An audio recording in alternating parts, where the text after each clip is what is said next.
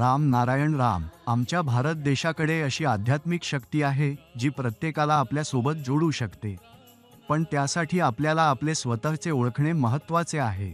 आपली अंतरात्मा कशी बोलते हे ऐकणे आवश्यक आहे.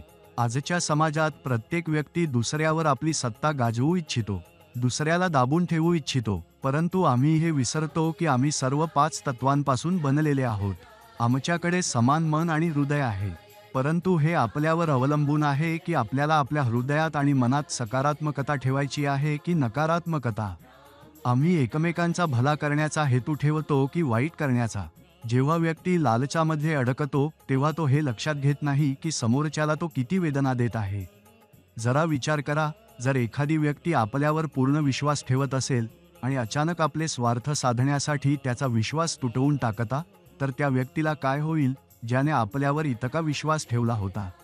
म्हणून आपल्या स्वार्थासाठी कधीही कोणाचं मन दुखवू नये, त्यांचा विश्वास तोडू नये. आपली पृथ्वी तपाच्या भूमी आहे.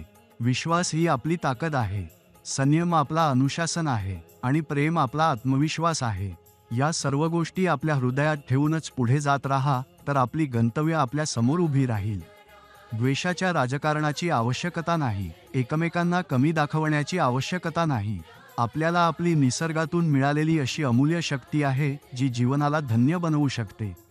आपल्याला निसर्गाचे धडे शिकणे आवश्यक आहे. हे आपल्याला माहीत आहे की निसर्गाचा कधीही नाश होऊ शकत नाही, पण हो, त्यामध्ये वेळोवेळी बदल होऊ शकतात. राम नारायण राम आपल्या अंतरात्म्याला जागृत करतो. आपल्याला कधी काळी असे वाटले आहे का की आपण आपल्या स्वप्नांचा पाठलाग करत असताना आपल्याला त्यांना पूर्ण करण्याची संधी मिळत नाही? आपण अनेक प्रयत्न करत असताना आपल्याला यश मिळत नाही. आपण याचे कारण कधी विचारले आहे का आपले स्वप्न, आपली इच्छा पूर्ण होत नाहीत?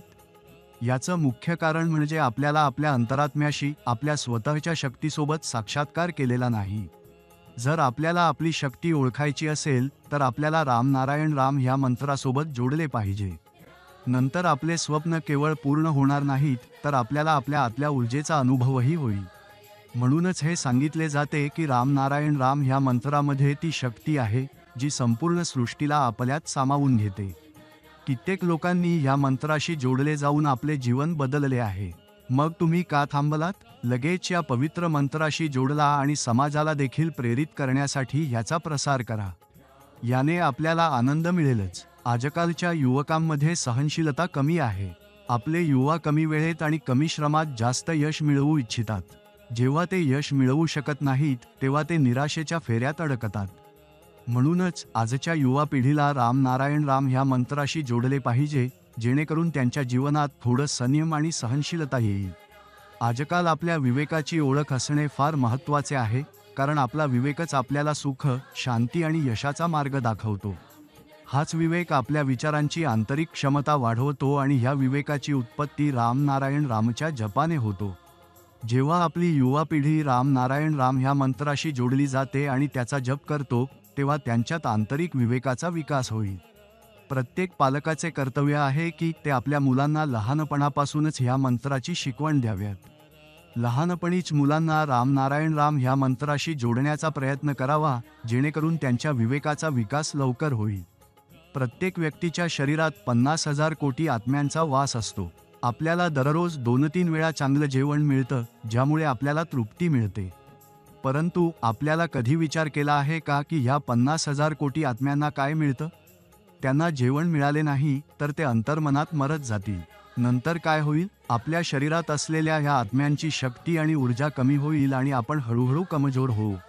मग आपला सर्व जन्म व्यर्थ होईल. म्हणूनच अशी स्थिती कधीही येऊ नये, त्यासाठी लहानपणापासूनच राम नारायण राम ह्या मंत्राशी जोडले पाहिजे, जेणेकरून सर्वांचा जीवन सफल होईल.